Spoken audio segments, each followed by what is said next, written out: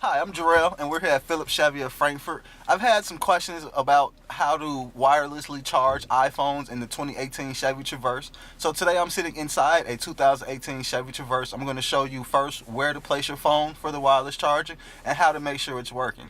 So one of the first things you want to make sure is your vehicle is running. If your vehicle is not running, the wireless charger is not going to work. So after starting your vehicle, you look down by your stick shift area here. There's a little pad.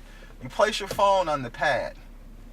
As far as Apple, it has to be the iPhone 8, the 8 Plus, or the iPhone 10. Those are the only Apple phones that work for the wireless charging right now. After placing the phone on the pad, simply hit phone. You see the little green, you're going to see a green lightning bolt. That means the phone is charging. Put it back in the right area. There we go. Now my phone is charging on the wireless pad. Any questions? I can be reached at Phillips Chevy of Frankfurt. Thank you.